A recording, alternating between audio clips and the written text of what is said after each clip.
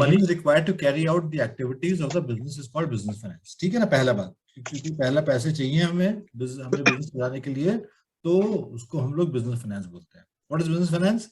Money is required to carry out the activities of the business is called business finance. Finance का मतलब क्या? पैसे होते हैं, है ना। बिजनेस फाइनेंस का मतलब बिजनेस को चलाने के लिए फाइनेंस, है ना। Yes sir. तो उसको बिजनेस। अब फाइनेंशियल मैनेजमेंट क्या है? Financial management refers to an effective acquisition of finance, efficient तुमने पढ़ा था ना, effectiveness and efficiency. Yes yes sir, effectiveness तो हाँ तो effective utilisation of finance and efficient utilization of finance, efficient distribution and disposal of surplus for smooth working of the company। ठीक है, तो क्या बोल रहा है वो? फाइनेंस मैनेजमेंट का मीनिंग क्या बोल रहा है वो? कि हम जो फाइनेंस बाहर से उठाएं या लें, वो एक एफिशिएंट मैनर में करें। मतलब ये हुआ कि ऐसा नहीं कि हमने कहा यार 100 करोड़ है चाहिए, तो 100 करोड़ का 100 करोड़ हमने जो है बाहर से उठा लिया। उसका इंटरेस्ट कौन देगा? वो हमें क्या कहते हैं, उसको प्रोडक्शन में आने में, उनको प्रॉफिटेबिलिटी आने में बहुत टाइम लगेगा, तब तक इंटरेस्ट तो बढ़ता जाएगा। तो ये एफिशिएंट तरीका नहीं है। एफिशिएंट तरीका क्या है कि आप सारे सोर्सेज को देखो, बिजनेस को देखो अपने, और ये देखो कि हाँ क्या कहते हैं, आपका जो बिजनेस से पैसा आना है, रिटर्न होना है, जब आप कोई माल बेचोगे तो वो कितने टाइम में आएगा। आपका प्रोडक्ट अगर ऐसा है जो कि फटाफट बिक जाता है और पैसा आपको मिल जाता है, तो वो एक डिफरेंट तरीके का मॉडल होगा। आपका बिजनेस ऐसा है जो कि भाई अभी तो हम प्रोडक्शन शुरू, फैक्ट्रियां लगाएंगे, फिर प्रोडक्शन शुरू होगा, फिर टाइम लगेगा, तो आपको फिर डिफरेंट तरीके से फाइनेंसिंग करनी पड़ेगी।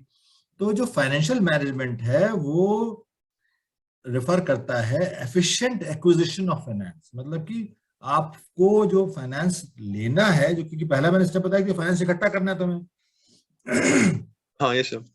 ये फाइनेंस कैसे इकट्ठा करोगे? लोन लोगे, शेयर होल्डर्स को उससे पैसे लोगे, डिबेंचर्स इशू करोगे, अपना पैसा लगाओगे, हैं, एसेट्स कुछ बेचोगे, ये सब सोर्सेज हैं जहां से उधार लोगे और किसी से, इस तरीके से, है ना। तो वो आपको बहुत एफिशिएंटली करना पड़ेगा। फिर क्या करना पड़ेगा? जब वो पैसा आपके आ जाए तो आपको उसको एफिशिएंटली यूटिलाइज करना पड़ेगा। ये नहीं कि जी आपने सारा पैसा तो प्रोडक्शन में डाल दिया और मार्केटिंग के लिए पैसा छोड़ा ही नहीं, तो आपका प्रोडक्ट बिकेगा कैसे? समझ गए? समझ रहे हो ना? हाँ हाँ यस।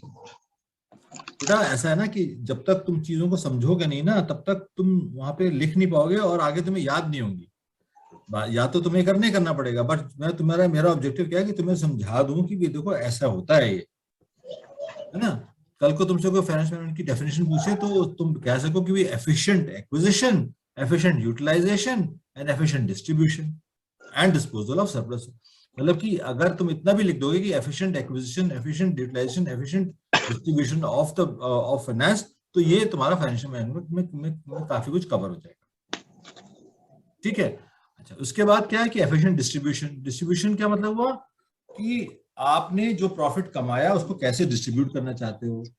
आप ये कहना चाहते हो कि भाई क्या कहते हैं, मतलब मैं सारा पैसा शेयर होल्डर्स को जो प्रॉफिट है वो नहीं देना चाहता, बिकॉज मेरे को अपने लिए एक्सपेंशन प्लान कर रहा हूं मैं, तो मैं काफी पैसा रोक लूंगा, और लेकिन शेयर होल्डर को कुछ पैसे जरूर डिस्ट्रीब्यूट कर दूंगा, क्योंकि मेरे शेयर होल्डर्स भी खुश रहे कि हाँ भाई हमने जिस कंपनी में पैसा लगाया तो हमें कुछ ना कुछ वहां से मिल रहा है। Okay sir. ठीक है ना, समझ गए? हाँ, तो क्या कहते हैं, हाँ हाँ सॉरी, तो इन अदर वर्ड्स, है ना, it is concerned with the flow of funds and involved decision related to procurement of fund, investment of fund and distribution of funds of earnings। ठीक है, मतलब ये हुआ कि आपका एक फाइनेंशियल मैनेजमेंट का एक अगर डेफिनेशन हम और दिखाएं कि it is concern with flow of funds, मतलब पैसे का मूवमेंट कैसा हो रहा है, ये पूरा मैनेजमेंट है। फ्लो का मतलब समझते हो क्या? फ्लो का मतलब क्या होता है? जस्ट लाइक एक साइकिल जो है कि ये कि किस तरीके से वो कैसे जाएगा। हाँ, इसमें सबसे इंपॉर्टेंट बात ये है कि कंसर्न फ्लो ऑफ फंड्स का मतलब तुमने क्या बताया, बताओ फिर से बताओ। जो फ्लो ऑफ फंड है, मतलब उससे मैं ये समझता हूँ कि जो हमारा फंड्स है, जो एज अ मनी है, वो किस तरीके से फ्लो कर रहा है, मतलब किस तरीके से कितनी सारी चीजों को पास कर रहा है। जैसे जैसे कि जो फ्लो के कि वो पहले मेरे पास, मैं उनको किस चीज में इन्वेस्ट कर रहा हूँ, उसके बाद वो इन्वेस्ट होके मेरे को कितना एज अ रिटर्न दे रहा है, उसके बाद जब वो रिटर्न मेरे पास आ रहा है उसको मैं कितनी चीजों में लगा रहा हूँ, फिर दोबारा उन जिन चीजों में मैंने उसको लगाया उससे मेरे को दोबारा कितना रिटर्न मिल रहा है। तो as a hmm, cycle type जो है, जो साइकिल है, जो फ्लो है उसका, तो हाँ उसे हाँ मतलब वो हाँ मैं समझता हूँ कि एक फ्लो है। हाँ, ठीक है, तो समझते थे, बट लेकिन इससे इंपॉर्टेंट बात ये भी थी कि तुम्हारा फ्लो फ्लो वहां से शुरू होगा जहां से तुम्हें पैसा आता है। तुमने पैसा उधार लिया, बैंक से लिया, डिविडेंड, सॉरी क्या कहते हैं, डिबेंचर्स इशू किए, जो वहां से, तो फ्लो तो वहां से शुरू होगा ना तुम्हारा, हम्म। हाँ हाँ है ना? हाँ हाँ, यस यस। हाँ, फ्लो तो वहां से शुरू होगा ना तुम्हारा। तो प्रिक्योरमेंट ऑफ फंड्स, प्रिक्योर मतलब कि जहां से आप पैसा उठाते हो, इन्वेस्ट करना अच्छा फंड। अच्छा, नहीं नहीं, एक हाँ, मेरे को ये प्रिकॉर्ड में एक प्रिक्योरमेंट का ये वर्ड पूरा अच्छे से समझना है, ये मेरे को समझ नहीं आ रहा मतलब। हाँ, मैं बताता हूँ। मैं प्रिक्योरमेंट का मतलब क्या होता है? तो, प्रिक्योरमेंट का हाँ मतलब एज अ, जैसे हम किसी चीज को एज अ सेव कर लेते हैं, मतलब वो हमें मिल जाती है, हम उसको अचीव कर लेते हैं, या फिर ऐसा कुछ मैं हाँ, नहीं, प्रिक्योरमेंट का मैं जब भी अगर कोई इंग्लिश का वर्ड नहीं समझ में आता ना बेटा, फिर आप डिक्शनरी देखा करो ना, गूगल पे टाइप कर लिया करो, है। हम्म। प्रिक्योरमेंट अगर तुम टाइप करोगे वर्ड, तो कोई भी चीज आप खरीदते हो तो उसको बोलते हैं प्रिक्योर करना। हाँ मतलब मतलब जो, कि, हाँ, प्रिक्योर करना मतलब कि बेसिकली बाई में तो आप पैसे दे के लेते हो, प्रिक्योरमेंट में आप उस चीज को लेने का जो मेथड है उसको प्रिक्योरमेंट कहते हैं, है ना? मतलब वही ना, एक्वायरिंग और क्या मतलब एक एक्वायरिंग, ऐसा। हाँ हाँ, हाँ एक्वायरिंग, प्रिक्योरमेंट, ये है, ये चीज है ना? हाँ हाँ, तो प्रिक्योरमेंट का मतलब यही है कि आपने पैसे को कहाँ से, प्रिक्योर किया, कहाँ से उठाया, ओके। हाँ, कहाँ से उठाया है, कहाँ कहाँ से उठा सकते हो? कहाँ कहाँ से उठा सकता हूँ मैं, ऐसे बोरो कर सकता हूँ एज अ बैंक से, हाँ और मैं अपने क्या कहते हैं अपनी इक्विटी बेच सकते, इक्विटी शेयर्स बेच सकता हूँ वहां से, हाँ फिर डिबेंचर्स से भी आ सकता है, हाँ या फिर मैं अपने एसेट्स बेच दूं, मेरे फिक्स हाँ एसेट्स हैं उन्हें हाँ, बेच ठीक के। है ठीक है ठीक है ठीक है ना? तो यहाँ हाँ से हाँ। प्रिक्योरमेंट आएगा, ठीक है। हम्म। इन्वेस्टमेंट ऑफ फंड्स होगा। इन्वेस्टमेंट हम्म। कहाँ होगा? इन्वेस्टमेंट किस में करोगे? इन्वेस्टमेंट में अपने फिक्स एसेट्स में, लॉन्ग टर्म जो होते हैं, सिर्फ लॉन्ग टर्म नहीं, उनमें भी कर सकता हूँ, और शॉर्ट टर्म जो करंट एसेट्स हैं उनमें भी, जिससे मुझे रिटर्न मिले। नहीं नहीं नहीं, हाँ, ठीक कह रहे हो, लेकिन लेकिन अब बताओ मेरे को, चलो शॉर्ट टर्म में क्या होता होगा स्पेंड करने के लिए? Investment of investment, short term investment में क्या करोगे आप? शॉर्ट टर्म इन्वेस्टमेंट में मैं उन जगह इन्वेस्ट करूंगा जो मेरे नहीं, चलो छोड़ो, शॉर्ट टर्म छोड़ो, लॉन्ग टर्म छोड़ो, चलो सिर्फ मेरे को ये बताओ कि इन्वेस्टमेंट कहाँ करना पड़ेगा तुम्हें? इन्वेस्टमेंट मुझे, मतलब एज एग्जाम्पल बताऊं कि किन किन चीजों में करना पड़ेगा, या फिर हाँ हाँ हाँ, किन किन चीजों में करना पड़ेगा भाई? पैसा आ गया तुम्हारे पास, फर्स्ट लेवल आ हाँ, गया ना, प्रोक्योरमेंट आ गया, तुम प्रोक्योरमेंट ऑफ फंड हो गया। अब इन्वेस्टमेंट तो कहाँ पे करोगे? मेरे पे पैसा आ गया तो मैं सबसे पहले इन्वेस्टमेंट करूंगा मशीनरीज में, लैंड्स में, वेरी बिल्डिंग गुड, में, हाँ, बिल्कुल बिल्कुल, प्लांट्स में, हाँ अपना हाँ प्लांट्स एंड मशीनरी। हाँ और फिर जो मुझे अपनी प्रोडक्ट लाइन चलानी है उनमें करूंगा। हाँ, उसमें करोगे, ठीक है, हाँ, देख के तो नहीं और बोलो तुम। अरे नहीं नहीं सर। हाँ और हाँ, फिर और किस में कर सकता हूँ, और किस में करोगे बताओ? एक्सपेंडिचर करूंगा मैं, अम, जो भी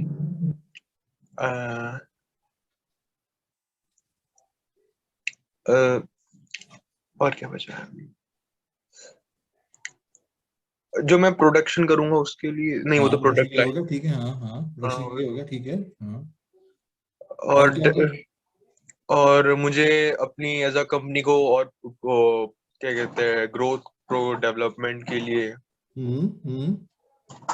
अच्छा, एक और मेरे को डाइवर्सिफिकेशन जो होता है, किसी भी हम्म जैसे हमारे प्रोडक्ट्स का डाइवर्सिफिकेशन, हम और भी हम्म प्रोडक्ट्स लाते हैं। वो तो बात की बात है ना, पहले फर्स्ट लेवल पे क्या करना चाहोगे, हाँ ठीक है, वो भी है, वो हाँ। बाद में होता है। हाँ, वो बाद में होता है ना, ये फिर तो। हाँ, और कहाँ पे लोगे, तुमने प्रोडक्शन में कर दिया, तुमने क्या कहते हैं एसेट खरीद लिया, मशीनरी खरीद ली, और हम्म, प्रोडक्शन कर लिया, और कहाँ पैसे लगाओगे, और कहाँ पैसे खर्च करोगे? और मैं रॉ मटेरियल्स में, हैं, और हाँ रॉ रॉ मटेरियल, हाँ और फिर जो मेरा स्टाफिंग है, मैनेजमेंट, हाँ, बिजनेस मैनेजमेंट है। चलो ठीक है, स्टाफ का हो गया, वेरी गुड, और बताओ और कहाँ करोगे? और फिर मेरा प्लानिंग हो गया। अच्छा, मतलब वो तो हम्म उसी में आ गया। हम्म और अम, और याद नहीं आ रहा था और किसमें था। ये और कहाँ हो सकता है मेरा बच्चा, सोचो ना बेटा, सोच, जब तक आप सोचोगे नहीं कि आपने आपने मार्केट से पैसे उठाए और आपने प्रोडक्शन कर दिया, बस उसके बाद प्रोडक्शन करने के बाद फिर एडवर्टाइजमेंट। हाँ, तो फिर बोलोगे ना, इसको क्या बोलते हैं, इसको एक क्या वर्ड होता है इसके लिए? एडवर्टाइजमेंट का मतलब नहीं,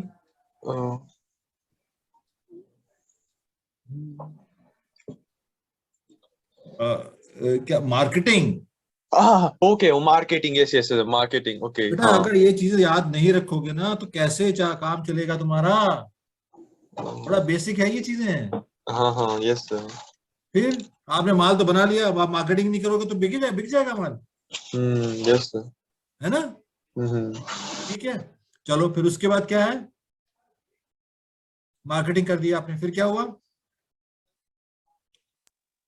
अब मार्केटिंग कर दी तो अब मुझे डिस्ट्रीब्यूशन भी करना है। कर दिया, तुमने डिस्ट्रीब्यूशन भी कर दिया, फिर क्या हुआ डिस्ट्रीब्यूशन के बाद? अब जो मेरे पे प्रॉफिट आया उनको हाँ प्रॉफिट आ डिस्ट्रीब्यूट, गया, ठीक है। अब उसको डिस्ट्रीब्यूट करना है। हाँ अम, तो देखो ना, डिस्ट्रीब्यूशन ऑफ अर्निंग्स लिखा है ना नीचे लास्ट पॉइंट, हाँ है ना? हाँ। डिस्ट्रीब्यूशन अर्निंग का मतलब क्या हुआ? जो मैंने अर्निंग करी वो अब मैं किन किन चीजों में लगा रहा हूँ, दोबारा हाँ इन्वेस्ट कर रहा हूँ। है, और मतलब वो मैं अपनी जो अर्निंग है, जो मेरा प्रॉफिट है, मैं हाँ डिस्ट्रीब्यूट कैसे कर रहा हूँ, हाँ कितना कैसे कर, हाँ जैसे, हाँ बताओ, हाँ कितना सेव कर रहा हूँ, कितना हाँ मैं कितना मैं इन्वेस्ट दोबारा कर रहा हूँ अपने फिक्स एसेट में, कितना मेरा हाँ टैक्सेस जा रहे हैं, मतलब हाँ एक्सपेंडिचर, उसके बाद कितना मैं डिविडेंड दे रहा हूँ अपने शेयर होल्डर्स को। हाँ हाँ, है ना? हम्म, पहले, सबसे पहले तो बैंक का इंटरेस्ट दोगे तुम, हाँ, यस सर। है ना? फिर हम्म डिबेंचर्स वालों को पैसे दोगे, क्योंकि वो उनको तो तुम्हें पैसे देने ही देने हैं। हम्म, उसके बाद जो ऑफिस का गवर्नमेंट का टैक्स भी दोगे तुम, है ना? हाँ। उसके बाद जो बचेगा वो डिस्ट्रीब्यूशन में, उसमें से तुम सोचोगे भैया इसके अंदर मैं कितना पैसा रख लूं आगे के इन्वेस्टमेंट के लिए, अपने एक्सपेंशन के लिए, डाइवर्सिफिकेशन के लिए, और कितना पैसा मैं जो शेयर होल्डर्स को दूं। ऐसे ही होगा ना? Yes sir. है ना? ये मैं तुम्हें 5वीं वाली साइकिल बता रहा हूँ बेटा, ये पूरे बिजनेस की यही साइकिल है, सब जगह यही चलती है, चाहे प्रोडक्शन में हो चाहे सर्विसेज में हो। बिजनेस दो तरीके के होते हैं ना, दो दो दो टाइप के बिजनेस होते हैं ना। Yes sir. क्या क्या होते हैं बताओ? एक तो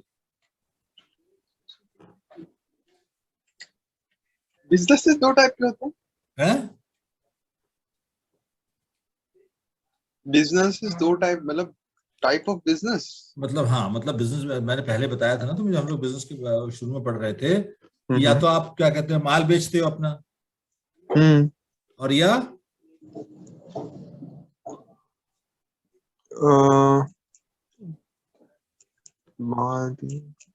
या मैं प्रोडक्शन करता हूँ। प्रोडक्शन करते हो, वो तो माल बेचते हो ना, कोई चीज प्रोड्यूस करते हो। हाँ। और दूसरे टाइप का बिजनेस क्या होता है? क्या कहते हैं,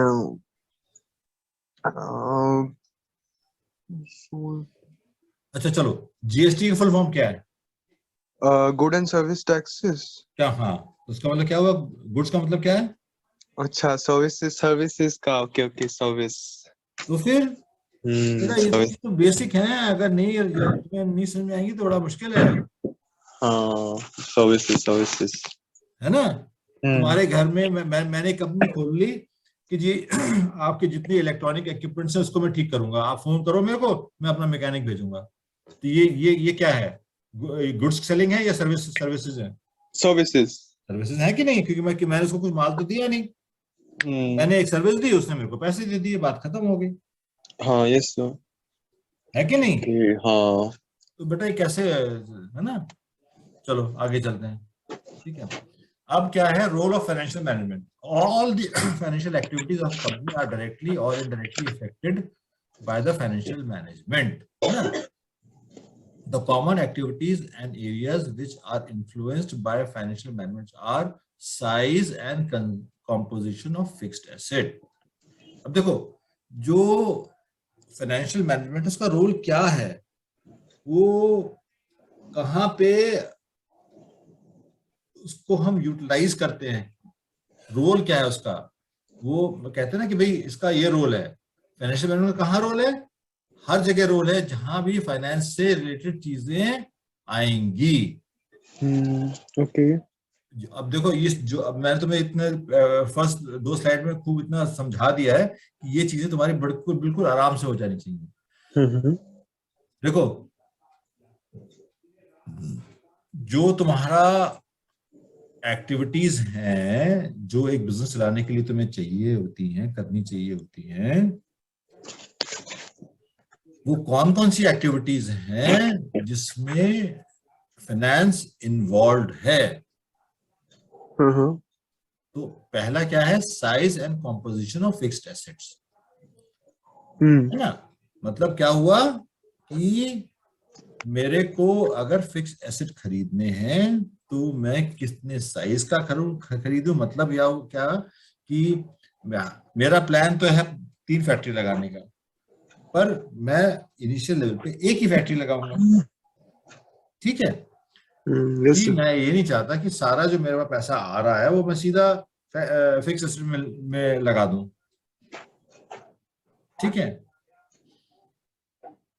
तो जो कैपिटल आपका पैसा है, जो कैपिटल मनी है, उसको उसकी प्लानिंग करनी पड़ती है कि उसको इन्वेस्ट हम करें फिक्स एसेट में तो कितनी परसेंटेज में करें।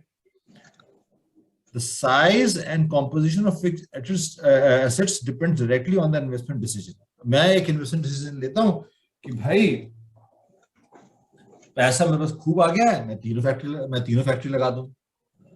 एक डिसीजन होता है नहीं, पैसा भैया लिमिटेड आया है मेरे पास, मैं इसमें फैक्ट्री भी लगानी है, मेरे को रॉ मटेरियल भी खरीदना है, मेरे को उसकी मार्केटिंग भी करनी है, प्रोडक्शन भी होना है, ये भी होना है, वो भी होना है, उसके कैश फ्लो होगा, मेरे पैसे आएंगे, फिर मैं प्रॉफिटेबिलिटी भी होगी, ये सारी चीजें हैं।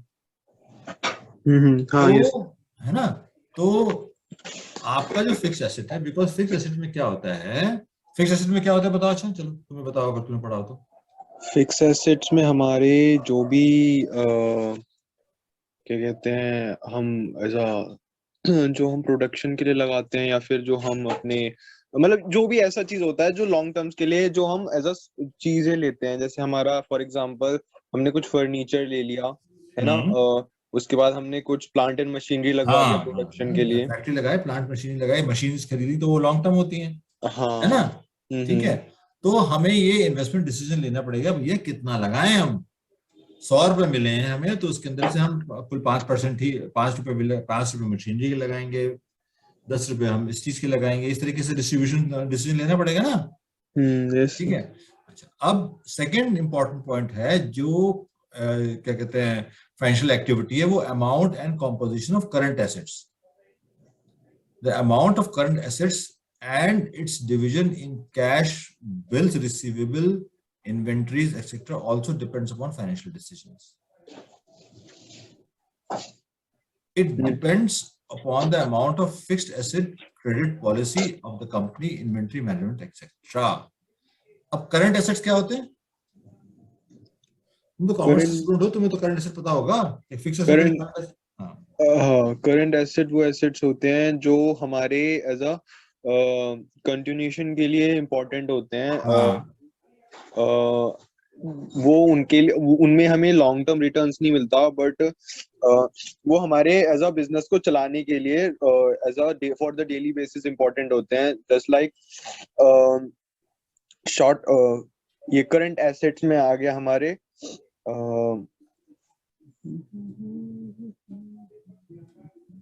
करंट एसेट के हाँ बताओ, सही बता रहे हो, बट एग्जाम्पल बताओ ना, सही बताओ क्या एग्जाम्पल है। जैसे करंट एसेट में हमारे नहीं, सब कुछ रॉन्ग है।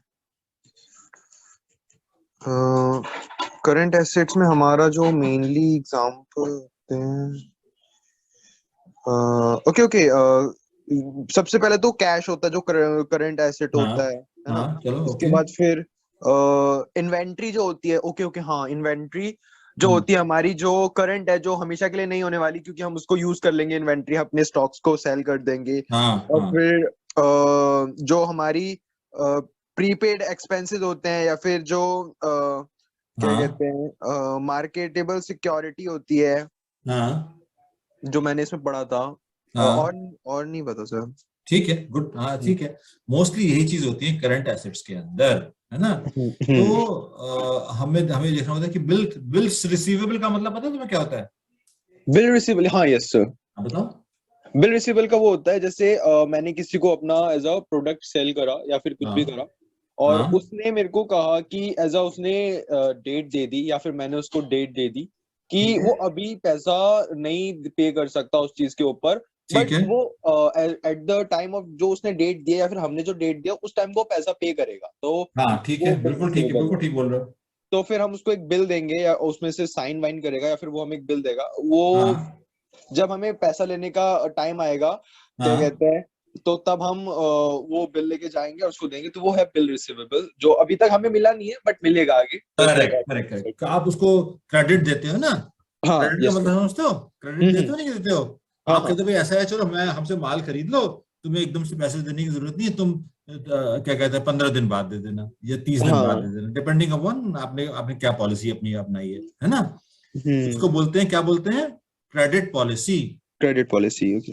अच्छा, जिस तरह से बिल रिसीवेबल होता है उस तरह से बिल पेएबल भी तो होते हैं, सुना है बिल पेएबल का नाम? हाँ, बिल पेबल जैसे जैसे इसका अपोजिट ही होता है, इसमें हाँ हमें हाँ जैसे हमने कुछ लिया, हमने कुछ खरीदा, हमने कोई एसेट लिया या फिर हमने कोई करंट एसेट लिया, तो हाँ। अब just as a kind of stock मान लेते हैं हम। अब वो स्टॉक मैंने काफी सारा ले लिया, फिर रॉ मटेरियल ले लिया, अब मेरे पास अभी उतने पैसे नहीं है, मैंने बोला कि वेरी गुड। जब मैं स्टॉक को बेचूंगा या फिर इसको रॉ हाँ ठीक है मटेरियल ठीक है, गुड गुड गुड, यूटिलाइज पे करूंगा, जो हमें पे करने हैं, है ना, मार्केट, तो ठीक है। जब हमें, हाँ।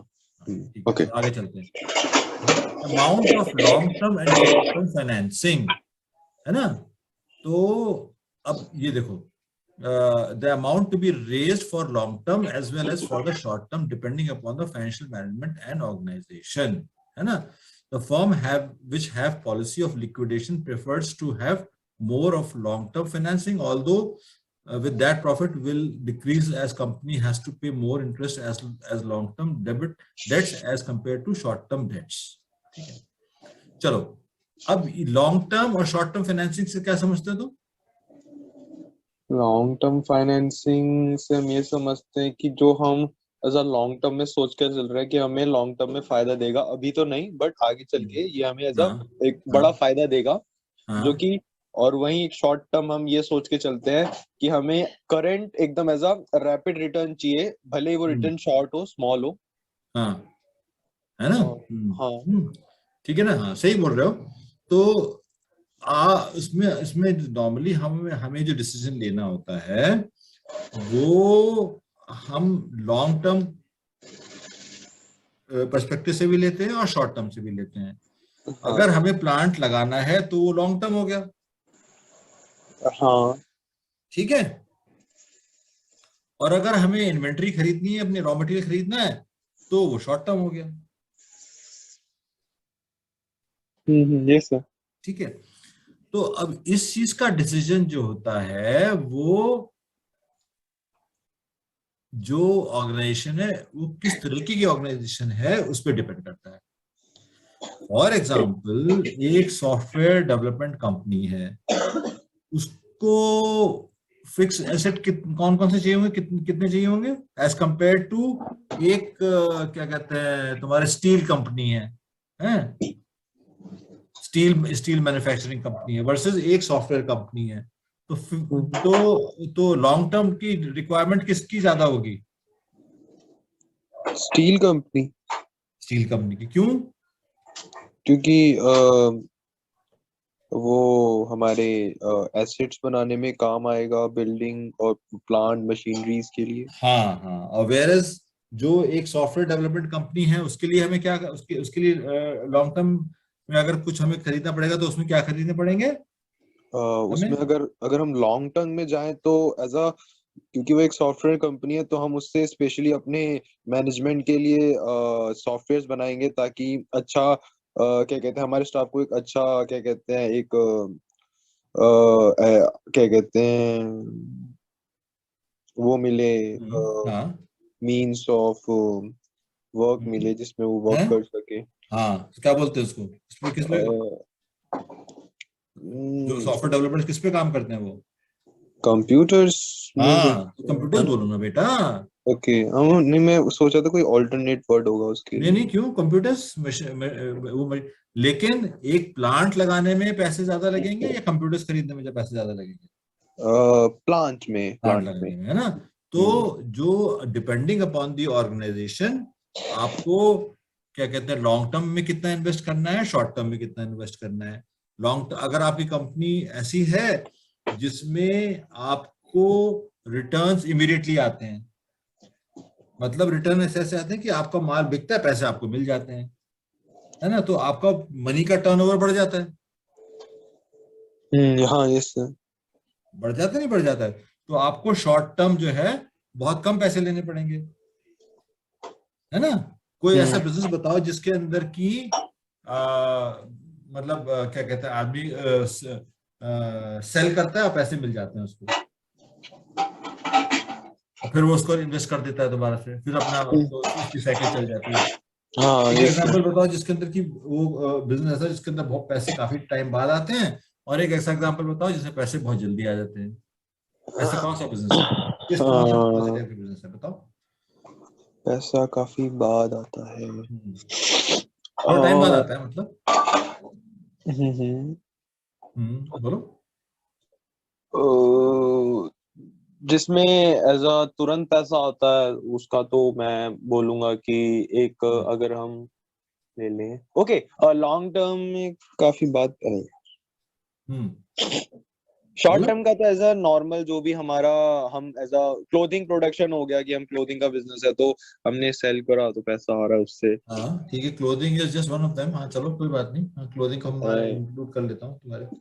हाँ लॉन्ग टर्म में अगर हम मैं देखूं तो लॉन्ग टर्म में पैसा सर्विसेज जो होती है मैंने देखा है लॉन्ग टर्म में, जैसे मैंने एक रेलवे स्टेशन चलो एक बना लिया। सो अब मैंने जितना उसमें पैसा लगाया है उसको कवर करने में उस रेलवे स्टेशन में जो मैं सर्विसेज प्रोवाइड कर रहा हूँ उसमें टाइम लगेगा। और हाँ जो जितने मैंने उसको बनाया उतना कवर करने में टाइम लगेगा, उसके बाद उसमें जो प्रॉफिट होगा उसमें अलग टाइम लगेगा। हाँ ठीक है तो ठीक है। एज अ मैं सर्विसिंग को मानता हूँ कि वो काफी एज अ लेट रिटर्न हमें प्रोवाइड कराता है। हाँ ठीक है ना। और हाँ। हाँ, तो तुम्हें और एग्जांपल, एक और एग्जांपल देता हूँ। चलो ये तो तुम्हें सर्विसेज का लिया, एक अगर एक प्रोडक्ट का एग्जांपल लो, तो जैसे फॉर एग्जांपल तुम्हारे कॉस्मेटिक प्रोडक्ट्स हैं, है ना। ओके। कॉस्मेटिक्स होते हैं ना जो क्या हाँ। कहते हैं लिपस्टिक क्रीम पाउडर वगैरह जो लेडीज यूज करती हैं। तो क्या हम्म। होता है इसमें फैक्ट्री प्रोडक्शन करती है, फिर उनको डिस्ट्रीब्यूट करती है, वो बाहर शॉप्स में जाते हैं, शॉप में माल बिकता है, वहां से फिर पैसा आता है। तो इसमें पूरी साइकिल में टाइम लग जाता है, नहीं लग जाता है? ओ, इस तरीके से, हाँ हाँ, यस। ठीक है ना। हम्म। वेरएज एक शॉर्ट टर्म में, जैसे फॉर एग्जांपल बताऊं, बेकरी शॉप है, बेकरी का बिजनेस है आपका। आपने क्या किया, माल बनाया, फटाफट दिया डिस्ट्रीब्यूटर्स को, डिस्ट्रीब्यूटर ने आपको इमीडिएटली पैसे दे दिए। आप सुबह जाते हो, ब्रेड खरीदते हो, नहीं खरीदते हो? अच्छा अच्छा, हैं? ऐसे, ओके, हाँ, ये समझ गया सर। तो उसको उसको ये थोड़ी कहते भैया मैं तेरे को 3 दिन बाद दूंगा, 10 दिन बाद दूंगा। हम्म। आप फटाफट पैसे देते हो, नहीं देते उसको? है ना, समझ गया सर, हाँ हाँ। है ना। तो ये होते हैं, इनका कैश फ्लो बहुत बहुत क्विक होता है कि नहीं होता है? फर्क हम्म। समझ में आया दोनों दोनों दो, दोनों तरीके के बिजनेसेस का? हाँ, है। Yes sir. ठीक है ना। तो ये हुआ तुम्हारा शॉर्ट टर्म और लॉन्ग टर्म का। और उसके बाद firm which has policy of liquidity preferred. अब इसका मतलब क्या हुआ कि कुछ कंपनी ऐसी होती हैं जो कि कहती है कि भी हमें सिर्फ नेक्स्ट 10 ईयर्स तक ही बिजनेस करना है, इसके बाद हम वाइंड अप कर देंगे, इसके बाद हम कुछ और कर देंगे, कंपनी को बेच देंगे या जो मर्जी करेंगे, हमें ज्यादा नहीं करना। तो वो क्या करते हैं कि लॉन्ग टर्म बिजनेस के लिए क्या कहते हैं वो फाइनेंस ले लेते हैं ज्यादा। जो कि देखो हमेशा जब भी लॉन्ग टर्म में आप बिजनेस करोगे तो आपको इंटरेस्ट बहुत ज्यादा पे करना पड़ेगा। जो बैंक्स हैं वो कहते हैं कि अच्छा आपको 10 साल के लोन चाहिए तो आपको रेट ऑफ इंटरेस्ट ये लगेगा, क्योंकि उस केस में तो उनको तो अगर फैक्ट्री नहीं चली उनकी उसकी बंदे की तो उनको तो प्रॉब्लम हो जाएगी, उनका पैसा डूब जाएगा। Yes sir. है कि नहीं। हाँ। तो the firm which has policy of liquidation prefer to have more long term finances, although with that profit will decrease as अब क्या होगा कि जैसे ही क्या कहते हैं आप अगर लॉन्ग टर्म में कंपनी को बेचोगे तो प्रॉफिटेबिलिटी आपकी खत्म हो जाएगी, बिकॉज आपने तो अपना उसको लिक्विडेट कर दिया। लिक्विडेट मतलब कि खत्म कर दिया आपने, कभी ऐसे बस 5-10 साल बिजनेस करेंगे उसके बाद हम उसको फैक्ट्री को वाइंड अप कर देंगे, हम कुछ और बिजनेस करेंगे। तो उससे क्या होगा कि आपकी क्या कहते हैं जो इंटरेस्ट आपको बहुत ज्यादा देना पड़ेगा लॉन्ग टर्म इंटरेस्ट के लिए, क्योंकि आप लॉन्ग टर्म से में पैसे मैंने बताया आपको कि आपको लेना पड़ेगा। प्रॉफिटेबिलिटी आपकी खत्म हो जाएगी, जैसे आप कंपनी बंद करोगे बस काम खत्म हो गया आपका, है ना। ओके। फिर उसके बाद fixing debt equity ratio in capital. Firm can raise long-term debt by issuing equity, by issue of equity shares as well as issue of debentures and other borrowed funds security, है ना। ये debt equity ratio अभी हम आगे पढ़ेंगे, हैं। तो आपको ये डिसीजन लेना होता है कि आप कितने के शेयर इशू करो, कितने डिबेंचर इशू करो, है ना। लॉन्ग टर्म डेट है ना जो आपको चाहिए होता है, कितना बोरो करो, कितनी क्या कहते हैं ये सारी चीजें। तो इसका आपको डेट इक्विटी रेशियो के हिसाब से आपको डिसीजन लेना होता है, हम आगे पढ़ेंगे, है ना। Also financial management helps in fixing this ratio, है। डेट इक्विटी रेशियो तुमने अभी पढ़ा नहीं ना। इक्विटी नहीं पढ़ा सर। हाँ तो छोड़ दो, अब इक्विटी का मतलब समझते हो ना वैसे। इक्विटी इक्विटी का इंडिविजुअल मतलब तो पता है कि बराबर होता है इक्विटी का मतलब। हाँ बराबर का मतलब इक्विटी होता है। हाँ नहीं एकता मतलब बराबर इक्वालिटी। हाँ ओके ओके ओके। हाँ क्या मतलब क्या सर? नहीं, इक्विटी को कहते हैं ना कि हाँ इक्विटी का मीनिंग क्या होता है, कंपनी में इक्विटी का मतलब क्या होता है, एक कंपनी में इक्विटी की बताओ। एक कंपनी में इक्विटी का मतलब ये होता है कि क्या कहते हैं सबको एज अ बराबर ट्रीट किया जा नहीं रहा है नहीं मतलब बेटा, बिहेवियर। नहीं नहीं, फाइनेंशियल में इक्विटी। फाइनेंशियल में के इक्विटी में हाँ तो इक्विटी का फाइनेंस में इक्विटी का मतलब शायद मतलब ये होगा कि जो भी जितने भी सेक्टर है एक कंपनी में वो सबको as a financially as a equal क्या कहते हैं सपोर्ट मिल रहा है ऐसा नहीं नहीं फाइनेंशियल। बेटा, इक्विटी का मतलब होता है शेयर्स। Equity shares okay. मैं इक्विटी का सब वैसा भी मतलब होता है ना इकोनॉमिक्स में। कुछ नहीं। नहीं मैं तुमसे सिंपल पूछ रहा हूँ, हम लोग तो ये चैप्टर पढ़ रहे हैं ना बेटा। हाँ हमें तो हाँ। यहाँ तुमसे मैं तुमसे सवाल पूछ रहा हूँ कि इक्विटी का मतलब क्या है, इक्विटी का इक्विटी मतलब क्या होता है। Shares equity shares okay okay okay okay equity shares okay समझ गया तो मैं ये सर। अगर याद नहीं होगा तो कैसे तुम मतलब हम तो यहाँ की बात करेंगे ना, तुम पहले तो हम्म। जो बात करें वही बताओगे ना, हाँ ओके है ना। सर मैं तो क्या होता है फिर equity, issue of equity shares as well as issue of debentures, है ना। हाँ। तो क्या कहते हैं लॉन्ग टर्म डेट को रेज करने के लिए आप क्या करते हो, शेयर्स को इशू करते हो और डिबेंचर्स को इशू करते हो, ठीक है ना। हम्म। ये आपके डिपेंड करता है कि डेट इक्विटी रेशियो आप कितना रखना चाहते हो, है ना। ठीक है। अच्छा। All items in profit and loss account. अब देखो higher the amount of debt means higher interest expense. अब देखो जो आप लेते हो कर्जा बैंक से तो इंटरेस्ट रेट हाई हो जाता है हाँ हाँ। ना। इंटरेस्ट रेट आपको इंटरेस्ट बहुत ज्यादा पे करना पड़ता है। Higher amount of debit means higher interest expenses in future and high use of equity results in high payment of dividends. अगर आप क्या कहते हैं हाई इक्विटी दे रहे हो तो आपको डिविडेंड पे करना पड़ेगा, और अगर आप क्या कहते हैं बाहर से पैसे उधार ले रहे हो तो आपको वो पे करना पड़ेगा, इंटरेस्ट पे करना पड़ेगा, है ना। ठीक है। तो जितने भी प्रॉफिट एंड लॉस अकाउंट का मतलब समझते हो, पी एंड एल समझ, पता है क्या होता है P and L? Profit and loss account को जो होता है। हाँ हाँ। Okay P okay, and L हाँ में हाँ। क्या क्या होता है, एक जो जो तुमने उसमें पढ़ा होगा कॉमर्स में, अकाउंट, पढ़ लिया नहीं पढ़ लिया? पढ़ लिया सर। क्या P&L क्या तो है? उसमें हाँ जितने भी हमारे प्रॉफिट्स होते हैं वो अलग जाते हैं, जितने भी हमारे हाँ इनकम होती है या फिर वो अलग हाँ जाती है, और जितनी भी हाँ एक्सपेंडिचर होती है वो हमारी अलग साइड जाती है, डेबिट हाँ। पी साइड एंड एल, पे। हाँ, प्रॉफिट एंड लॉस हाँ में देते हैं ना, पी एंड एल आइटम है। हाँ, और एक्सपेंडिचर और बाकी चीजें कहाँ जाती हैं? एक्सपेंडिचर नहीं, एक्सपेंडिचर नहीं। तो प्रॉफिट जो इनकम है हमारी। नहीं मतलब जो और पैसा होता है, एक तो पी एंड एल होता है, उससे ऊपर क्या होता है? उसके बाद जब पी एंड एल बन जाता है उसके बाद क्या बनाते हैं हम? Balance sheet. बैलेंस शीट, है ना। हाँ तो हाँ कुछ आइटम तो बैलेंस शीट में जाएंगे। हाँ, कुछ आइटम बैलेंस शीट में जाते हैं, हमारा जो लाइबिलिटीज हो गई, और हाँ, हमारे फिर करंट एसेट, डेब करंट हाँ, लायबिलिटी, ये सारी, डेब्टर्स, हाँ। है ना। यस ठीक है, फिक्स एसेट ये पूरा, इक्विटी वगैरह ये सारे, ये किसके आइटम है? सर, बैलेंस शीट के बैलेंस एसेट्स। शीट का आइटम हाँ। है ना। ये उसके तो यस। आइटम नहीं है ना, प्रॉफिट एंड लॉस के, नो नो सर, बिल्कुल है ना। नहीं। ठीक है। तो ये तुम्हें क्या कहते हैं, ये डिसीजन भी हम लोग तभी लेते हैं जब हमें, मतलब हमें देखना पड़ता है कि यार हम कितना डेट लिया हमने, और कितना हमारा प्रॉफिट हो रहा है, कितना हमारा क्या कहते हैं एक्सपेंसेस हो रहे हैं, जो कि प्रॉफिट और लॉस वाले एक्सपेंसेस हैं, और कितना हमें अमाउंट आ रहा है क्योंकि जो रेवेन्यू आता है वो आपका प्रॉफिट एंड लॉस में आता है, जो आप अर्न करते हो, है ना। राइट। हाँ यस सर। ठीक है, चलो आगे चलते हैं। अच्छा, तो ये तो हो गए तुम्हारे, क्या हो गए, रोल अब ऑफ हाँ, रोल्स ऑफ फाइनेंस, फाइनेंशियल है ना। मैनेजमेंट। ठीक है। अब हम आते हैं objective of finance management. The main objective of financial management is to maximize the wealth of equity shareholders, है ना। Financial management must take such decisions which will ultimately prove beneficial from the point of view of shareholders. Hence, a financial decision which results in increase in value of share is considered as very efficient decision. ठीक है, क्या मतलब है इसका? एक बार repeat करना sir. The main objective of financial management is to maximize the wealth of equity shareholders.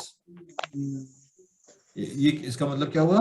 Main objective कि जो हमारा फाइनेंशियल मैनेजमेंट का जो मेन ऑब्जेक्टिव है वो हाँ क्या कहते हैं, इक्विटी शेयर होल्डर्स है उनकी वेल्थ को मैक्सिमाइज करना, उनको हो सके जितना मतलब मैक्सिमम प्रॉफिट प्रोवाइड करना, रिटर्न एज अ जो हाँ डिविडेंड जाता है। इक्विटी शेयर होल्डर्स कौन हुए? इक्विटी शेयर होल्डर्स वो हुए जिन्होंने हमारे शेयर्स खरीदे हैं, जिनकी करेक्ट। ओनरशिप है हमारा कंपनी हाँ, जिन्होंने हमारे शेयर्स खरीदे हैं, तो हमारा क्या ऑब्जेक्टिव होना चाहिए उन शेयर में। होल्डर्स को? As a maximum profit return करे, हमें एज अ रिटर्न दे उन्हें, कैसे रिटर्न देते हैं हम उनको? इन फॉर्म ऑफ और डिविडेंड। डिविडेंड। तो जो कंपनी ज्यादा डिविडेंड देगी, आप हमेशा उसी की तरफ भागोगे, हाँ हाँ उसी में ही पैसा लगाने की कोशिश करोगे, और हाँ। है कि नहीं, है ना। हम्म ठीक है ना, समझे कि नहीं समझे? हाँ हाँ, यस सर, समझ गया सर। ठीक है। Hence, a financial decision which results in increase in value of shares is considered to be a very efficient decision. मतलब ये हुआ कि मैंने अगर अपनी कंपनी में इस तरीके के फाइनेंशियल डिसीजंस लिए जिससे कि मेरे शेयर होल्डर्स की वेल्थ बढ़ गई, तो वो बहुत अच्छे फाइनेंशियल डिसीजंस हमने लिए हैं। और अगर हमारे फाइनेंशियल डिसीजन की वजह से शेयर होल्डर को लॉस होता है, तो वो कैसा फाइनेंशियल डिसीजन है? वो वो फाइनेंशियल मैनेजमेंट मतलब वो मतलब जब हमारे शेयर होल्डर्स को प्रॉफिट नहीं हो रहा, मतलब तब।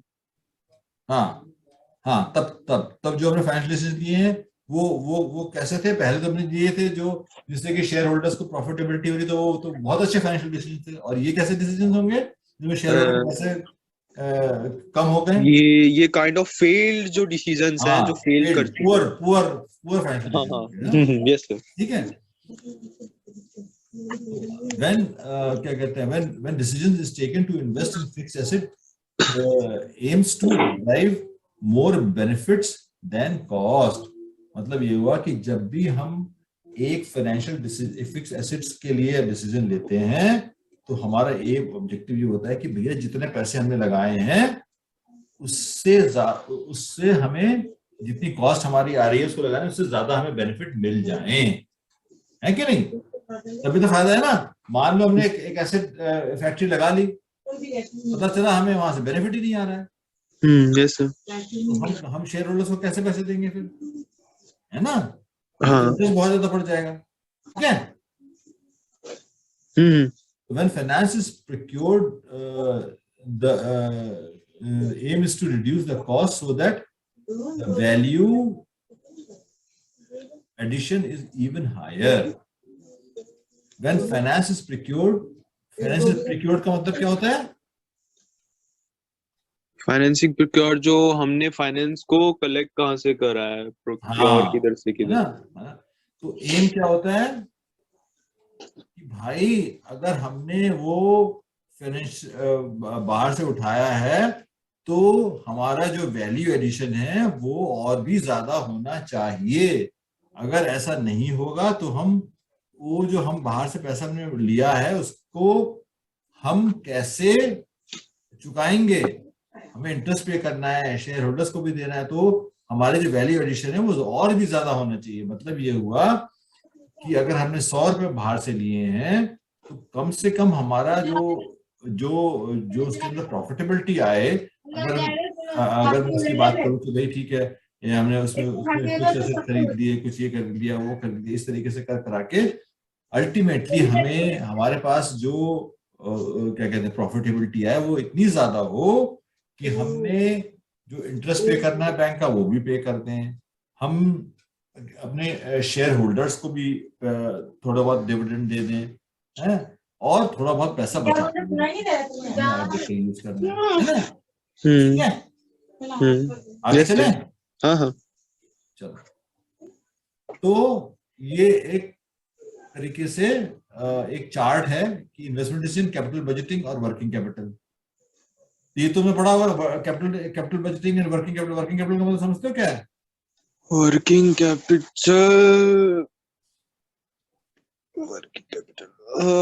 वर्किंग कैपिटल जो हमने पैसा ला रखा है वो। नो, वर्किंग कैपिटल कॉमर्स में पढ़ा होगा बेटा। वर्किंग कैपिटल टर्म तो बहुत बड़ा ही है, स्पेसिफिक मीनिंग। जब कोई टर्म पढ़ते तो उसको समझने की कोशिश नहीं करते हो क्या? दिमाग से निकल गया वर्किंग दिमाग से क्या निकला बेटा? ये वर्किंग कैपिटल तो बड़ा कॉमर्स स्टूडेंट के लिए तो बहुत बेसिक चीज है। Working capital. चलो ये बताओ मेरे को कि इन्वेस्ट जब तुम पैसे बोरो करते हो तो सेकंड चीज क्या होती है? मैं उसको इन्वेस्ट करता हूँ। इन्वेस्ट किस में करते हो? एसेट्स में, लॉन्ग टर्म एसेट्स में, है हाँ, ना? प्लांट एंड मशीनरी तुम बता रहे हो। दूसरा किस में स्पेंड करते हो? फिर मतलब करंट एसेट हो गया, शॉर्ट टर्म जो इन्वेस्टमेंट हो गया, जैसे जो हमारी जो जो जैसे मैंने मशीनरी खरीदी वो वर्क कर रही है मेरे लिए, मतलब रिटर्न दे। वो कौन सा इन्वेस्टमेंट कहलाता है? वो लॉन्ग टर्म। हाँ, और शॉर्ट टर्म क्या होता है? शॉर्ट टर्म जैसे मेरा स्टाफ, हाँ, और वो, और मेरा स्टाफ हो गया, और मेरा कैश और कैपिटल जो है। हाँ, हाँ, और किसमें इन्वेस्ट करोगे तुम शॉर्ट टर्म में? शॉर्ट टर्म में करूंगा वो इन्वेंट्रीज। हाँ, इन्वेंट्रीज में करोगे, नहीं करोगे? और किसमें करोगे? इन्वेंट्रीज हो गया। हाँ, शॉर्ट। और किसमें इन्वेस्ट करोगे?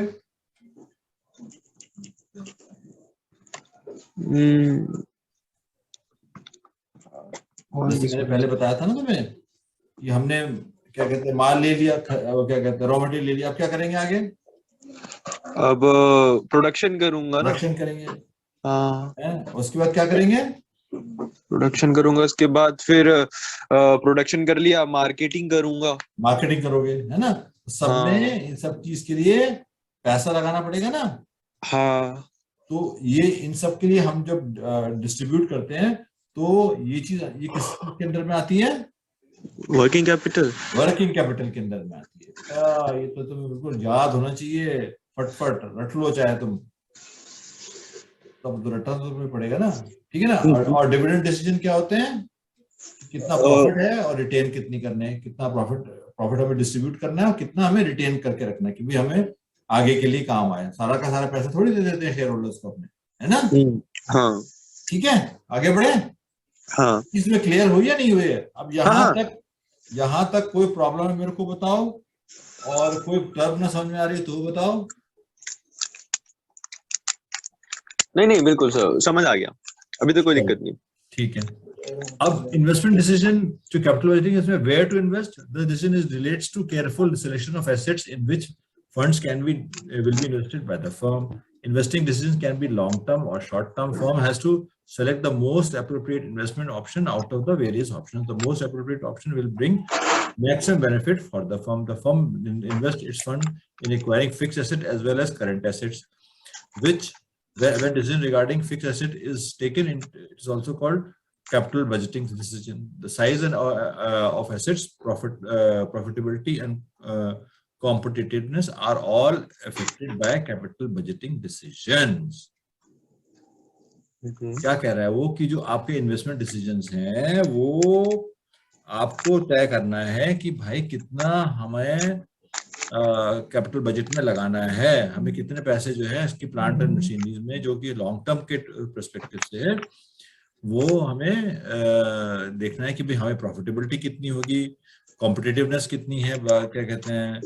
तो जो हमारा साइज ऑफ एसेट्स है, प्रॉफिटेबिलिटी है और कॉम्पिटिटिवनेस है, they are all affected by capital budgeting decisions. मतलब ये हुआ कैपिटल बजटिंग डिसीजन का मतलब समझते पहले क्या होता है, ये बताओ पहले तो. Capital budgeting decisions,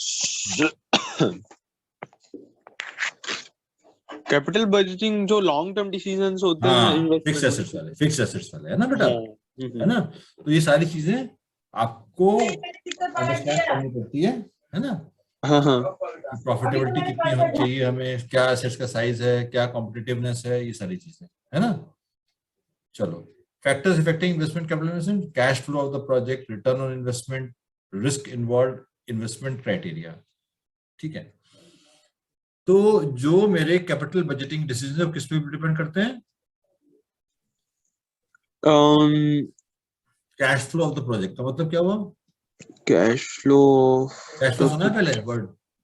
cash flow तो वो होता है ना कि कैसे बताऊं, मतलब इन वर्ड्स में. बोलो.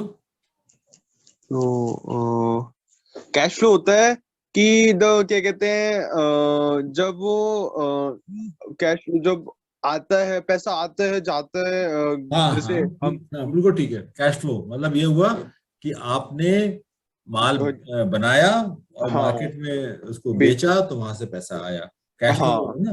फिर आपने उस जो पैसा आया उससे आपने फिर दोबारा से क्या कहते हैं रॉ मटेरियल खरीदा, माल बनाया, उसको बेच दिया, है ना?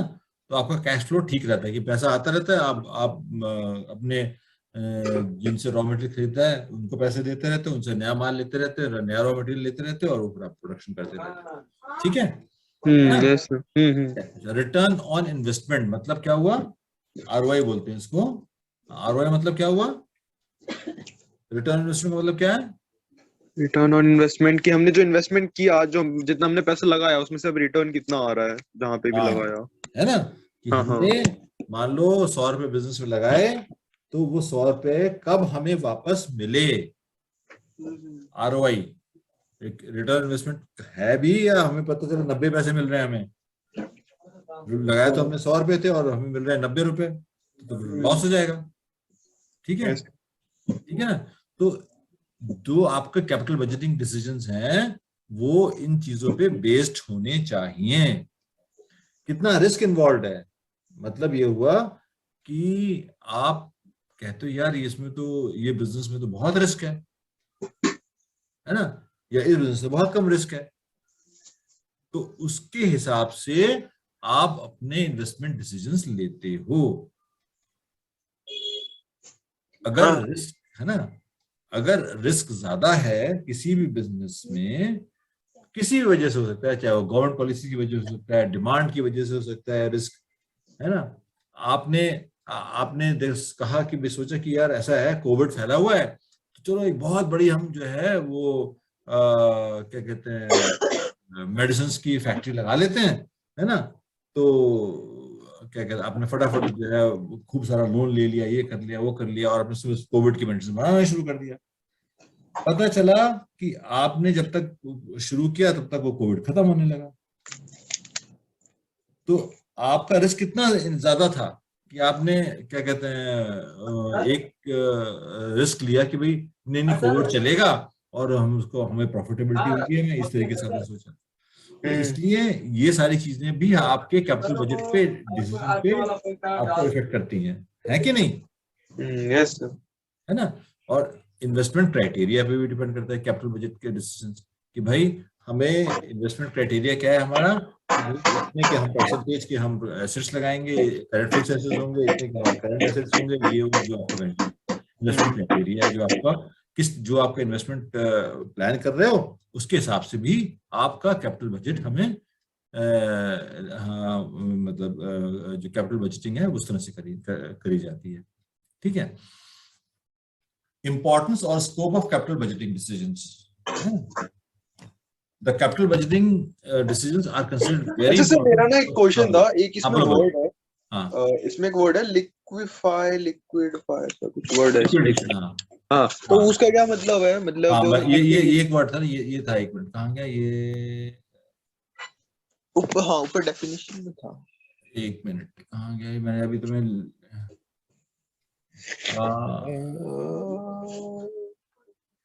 हाँ ये रहा, the firm which has policy of liquidation, ये कहना चाह रहे थे। हाँ हाँ, यस यही यही sir. Prefer to have more long-term finance, although with that profit will decrease as company has to pay more interest on long-term debts as compared to short-term. Liquidation का मतलब क्या होता है कि मैंने अपना काम बंद कर दिया, मैंने सारा बिजनेस अपना बेच दिया। मतलब ये हुआ कि सारे पैसे मैंने कैश में ले लिए, समझ गए, इसको बोलते हैं लिक्विडेशन। यस। ठीक है। नॉर्मली ऐसा होता नहीं है, जो बंदा बंदा बिजनेस करता है वो उसको चलाने के लिए ही करता है, पर कुछ बिजनेस होते हैं वो लिक्विडेशन, वो कहते हैं कि हम ये 5 साल चलाएंगे, उसका उसको बेच देंगे। ठीक है।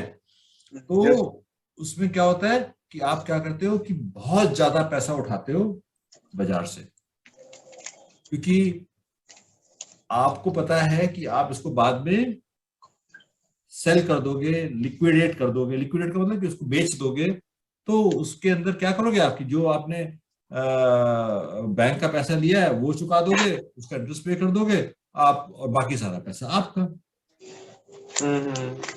है ना। तो कुछ बिजनेस ऐसे होते हैं जो कि बंदा खोलता है और कहता है भैया 5 साल बाद मैं इस बिजनेस को बंद कर दूंगा। ओके ओके, समझ गया सर। है ना। अब क्या कहते हैं, एक एग्जांपल तुम कोविड का भी ले लो चाहे, कि भाई उसने कहा कि भाई मैं एक फैक्ट्री लगाऊंगा और क्या कहते हैं 5 साल में वो 5 साल तक चलेगा ये कोविड, बस इसका बेच दूंगा, जरूरत ही नहीं मेरे को। तो क्या करता है कि बैंक से पैसा उठाता है, लॉन्ग टर्म में पैसा उठाओगे, अगर लॉन्ग टर्म में पैसा उठाओगे तो आपको क्या कहते हैं फटाफट पैसा मिल जाएगा, बैंक में तो जाओ, वरना तो क्या है कि आप शेयर होल्डर उसको शेयर मार्केट में शेयर निकालोगे, वहां से पैसे आएंगे, फिर बहुत लंबा प्रोसेस है, अप्रूवल लेनी पड़ती है, ऐसा आप ले नहीं सकते सब किसी का पैसा, हाँ है यस। ना? समझ गए नहीं समझ गए? समझ गया सर, बिल्कुल सर। तो इसमें आपको इंटरेस्ट लेकिन ज्यादा पे करना होगा। कहता है कोई बात नहीं, मैं क्या कहते हैं 1 करोड़ का प्रोजेक्ट है, मैंने इसमें से 10 लाख अपने लगाए, 90 लाख मैंने बैंक से ले लिए, इसको 5 साल चलाया, उसके बाद क्या कहते हैं इसकी जो मैंने एसेट्स खरीदे थे इन सबकी वैल्यू इतनी ज्यादा हो गई है, मतलब इनकी वैल्यू है, प्लस मोर ओवर क्या कहते हैं मेरे को लग रहा है कि हाँ भाई ठीक है, मेरे ये काम नहीं चलेगा, 5 साल तक का मैंने इसमें टारगेट फिक्स कर रखा था, और उसके बाद सब मैंने बेच दिया इसको, उसके प्लांट की मशीन को सबको बेच दिया, और अपने पैसे भी जो है मेरे क्या कहते हैं वो सेफ हो गए, जो मैंने प्रॉफिट कमाया वो अपना कमा लिया, काम खत्म। समझ गए? ऐसे ऐसे बिजनेस होते हैं जो कि एक टाइम के बाद उनको वो बंद कर देते हैं, लिक्विडेट कर देते हैं। ठीक है, समझ में आ गया लिक्विडेशन? चलो, ये पॉलिसी होती है ना, फॉर्म की पॉलिसी होती है। पॉलिसी ये है कि भाई बिजनेस शुरू कर रहे हैं, 10 साल में बंद कर देंगे, ये पॉलिसी होती है। चलो अब आ जाते हैं किस पे? हाँ, importance or scope of capital budgeting decision. The capital budgeting decisions are considered very important because of the following reasons: long-term growth, large amount of funds involved, risk, irreversible decisions. अब देखो, जो तुम्हारे कैपिटल बजट डिसीजन होते हैं वो आप long term growth के लिए करते हो ना, कि भाई नहीं अभी हमने आज फैक्ट्री लगाई है, इसका मेरे को रिटर्न जो है वो कहीं 5 साल बाद आएगा। हाँ ओके, हाँ उसको लॉन्ग टर्म बोलते हैं, है ना? और बहुत ज्यादा पैसा इन्वॉल्व होता है, और रिस्क भी बहुत ज्यादा होता है, और ये इररिवर्सिबल होते हैं। इररिवर्सिबल का मतलब क्या होता है?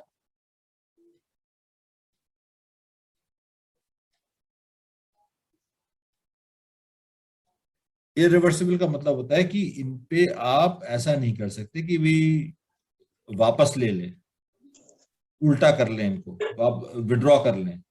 ऐसा नहीं करोगे ना कि आप कि भाई आपने आधी फैक्ट्री बना ली, आपका नहीं नहीं यार डिसीजन मेरा गलत रहा, चलो जी बंद कर देते हैं, वो तो लॉस हो ही गया आपका। तो जो हाँ भी डिसीजन लेने होते हैं आपको वो सब चीज कंसिडर करके रखने लेने होते हैं, वो ये सब डिसीजन इरिवर्सिबल होते हैं, लॉन्ग टर्म वाले, बजट कैपिटल बजट वाले, है ना?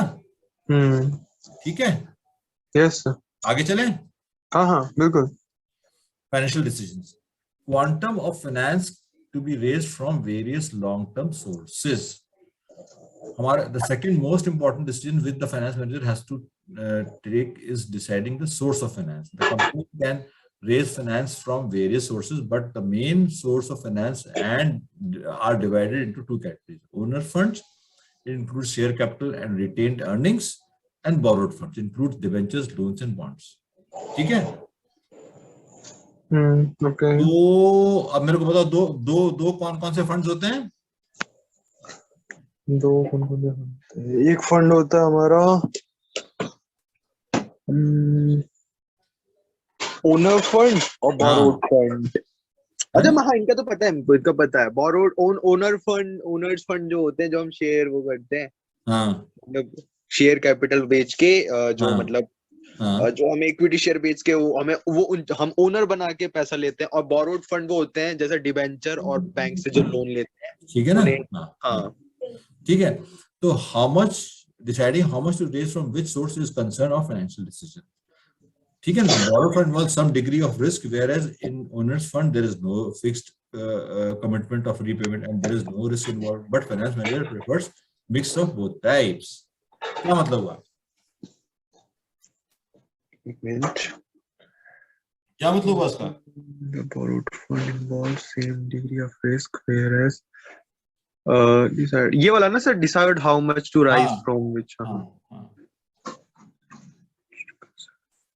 from which source। अच्छा, इसमें लिखा है decide how much to rise from which source। इसमें इसका मतलब ये है कि हमें एज अ बैलेंस बना के चलना है कि हम ओनर फंड्स और बोरोड फंड को एज अ बैलेंस लेके चले, कि हम ओनर फंड्स में भी ऐसा ना ले लें कि हम सिर्फ ओनर फंड्स ले रहे हैं, या फिर बोरोड फंड्स में भी ऐसा ना ले लें कि हम बोरोड फंड ले रहे हैं। कि जो हमें as a very good. Suitable, जो हमें सूटेबल लगता है कि ओनर हाँ फंड इतने होने चाहिए और बोरोड फंड इतने, क्योंकि अगर हम सिर्फ ओनर्स फंड ले लेंगे तो हम तो सिर्फ उन्हें रिटर्न ही प्रॉफिट में फिर हम तो रिटर्न ही देते रह जाएंगे, हम क्या डिविडेंड ही देते रह जाएंगे, हमारे पास खुद तो बचेगा ही नहीं कुछ, क्योंकि फिर बहुत सारे ओनर्स हो जाएंगे तो हमें डिविडेंड भी बहुत ज्यादा हो जाएगा।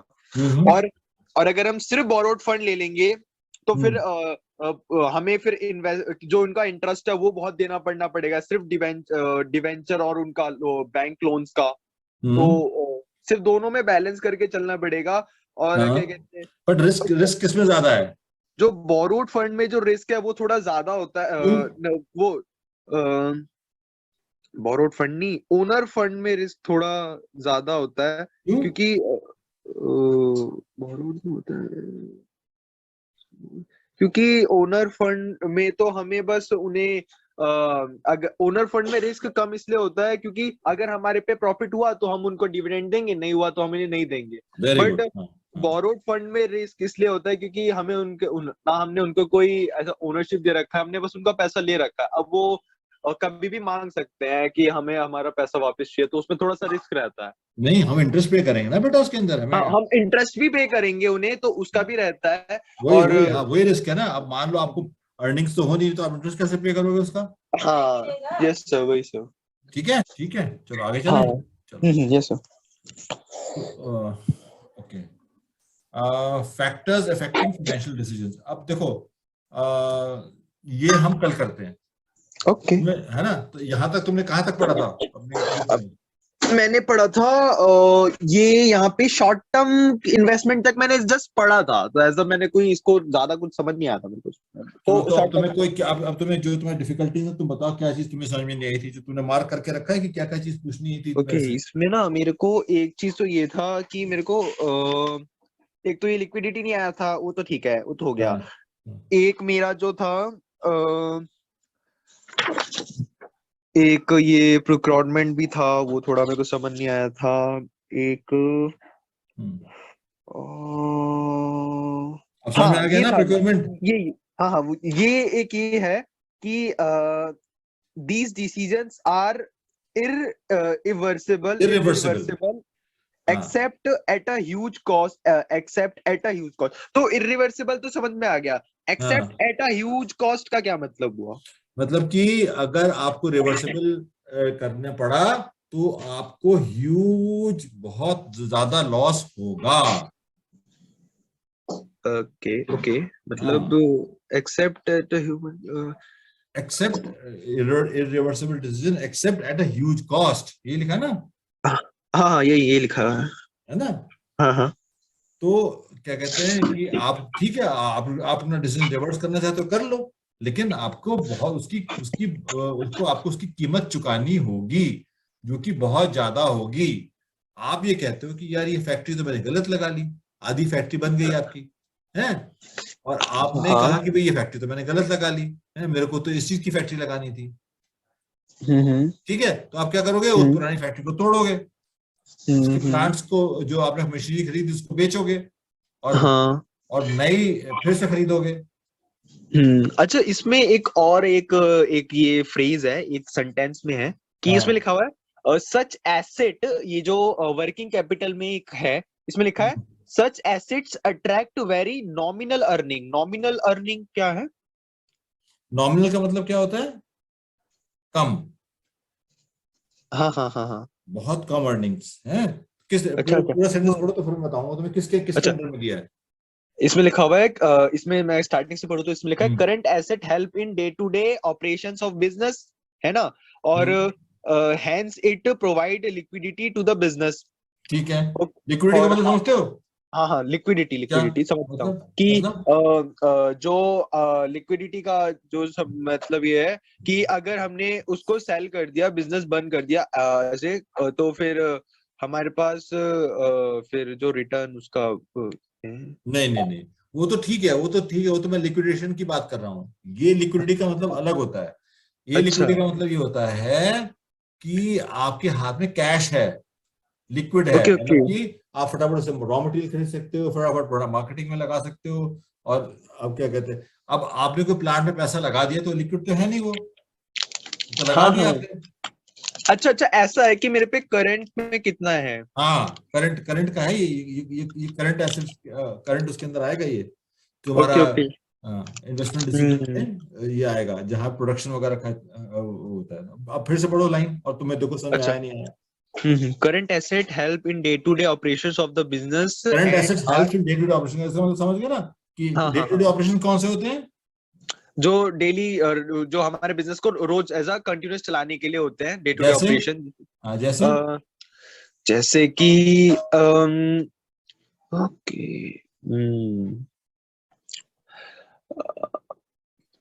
डे टू डे चलाने के लिए एग्जांपल्स, एग्जांपल्स क्या होंगे इसके, एग्जांपल्स इसके होंगे hmm assets, current asset help in day to day. जो हमारे कंप्यूटर्स हैं। नहीं, हाँ तो ठीक है, मतलब वो तो फिक्स एसेट्स है ना बेटा, कंप्यूटर। तो day to day, cash, cash हो गया, कैश इन्वेंट्री हो गया। हाँ इन्वेंट्री हुआ ना, इन्वेंट्री, और क्या हुआ आगे, प्रोडक्शन हो गया, मार्केटिंग कॉस्ट हो गई, प्रोडक्शन। ये सब चीज तुम्हारे डे टू डे ऑपरेशन नहीं हाँ है। हाँ, यही तो ओके फिर ओके। ये कैसे यार, हाँ याद करो भी इनको, ऐसे नहीं तुम्हें, मतलब क्या कहते हैं। तो ये डे टू डे ऑपरेशन है ना, तो आप पढ़ो, अब दोबारा पढ़ो। हाँ। तो current asset help in day to day operations of the business and are expected to be converted into cash within a year. हाँ, ओके, मतलब ये समझ हुआ गया कि मैं। मैक्सिमम, मतलब कि आपने आज प्रोडक्शन किया है, तो उसको उसकी मार्केटिंग करने में, उसको डिस्ट्रीब्यूशन करने में, उसकी सेलिंग में, उसको वहां से पैसे आने में मैक्सिमम 1 साल का पीरियड होगा। कुछ तो नॉर्मली तो लोग 6 महीने में पैसे उसके वापस आ जाते हैं, है ना। हाँ हाँ हाँ। तो अब बताओ क्या नहीं समझ में आया इसके अंदर। नहीं नहीं, मेरे को ये नॉमिनल क्या कहते हैं, such asset attract very nominal earning का मुझे नहीं आया, क्योंकि ये तो हाँ करंट एसेट है, ये तो help day to day operations में कर रहा है। ठीक है। हाँ तो डे टू डे ऑपरेशंस में ये अगर cash within a year कर रहा है, तो ये नॉमिनल क्यों हुआ, ये तो हमें डे टू डे ऑपरेशंस में हेल्प कर ही रहा है, कन्वर्ट हाँ इनटू। हाँ हाँ, देखो पूरा सेंटेंस पढ़ो, मैं बताता हूँ तुम्हें। Okay. Current asset help in day-to-day operations of the business and are accepted to be converted into cash within a 1 year. Help, hence it provide liquidity to the business. Okay. So हाँ however, such asset attract to very nominal earning. They contribute less to the profit as compared to fixed asset. हाँ हाँ, अब देखो इसके अंदर वो ये कहना चाह रहा है कि भाई, आपका जो प्रोडक्शन करते हो, 100 रुपए की चीज आपने प्रोड्यूस करी है, हाँ। और मार्केट में आप कितने की बेचोगे उसको, मैक्सिमम 200. 200, डबल में बेचोगे, बिक जाएगी डबल में। और कंपटीशन क्या कहते हैं तुम्हारे जो और मार्केट में तुम्हारे कॉम्पिटिटर प्रोडक्ट हैं, वो कहते हैं महंगे हैं। 120. 120 अप्रोक्सीमेटली, चलो मैं कह रहा 20% प्रॉफिट लिया तुमने, तो उसमें तो तुमने कमाया 20%, ठीक है ना। हम्म। Whereas जो आपने फिक्स्ड एसेट में पैसे लगाए हैं, आपने जमीन खरीद ली थी, हैं, हाँ हाँ, यस सर। जमीन खरीदी थी आपने, तो आज हम्म। उसकी कीमत थी, आपने 1 करोड़ में जमीन खरीदी, उसकी जो वैल्यू बढ़ेगी वो बहुत ज्यादा होगी एज कंपेयर टू जो तुम कंपेयर कर रहे हो डे टू डे ऑपरेशन से, जो आप कमा रहे हो उसके कम, वो नॉमिनल है। नॉमिनल का मतलब क्या होता है, कम का लीस्ट कम, एकदम। है ना। हुआ हम्म। क्लियर नहीं हुआ, हाँ हाँ, समझ गया मैं। पक्का। ओके। मैं पूछूंगा दोबारा से, हाँ, जो तुमने आज सवाल पूछे मेरे से, मैं तुमसे कल पूछूंगा। समझ गया सब। हाँ, और हम्म। बताओ। अभी तो आगे तो अभी मैंने इतना नहीं पढ़ा है, अब ठीक है, आगे रह रहा चलो, है ना, ठीक है। है। हाँ। अभी कल कल फिर आगे से हम शुरू करेंगे, तो ये फैक्टर्स अफेक्टिंग फाइनेंशियल डिसीजंस, है ना, ठीक है। यस।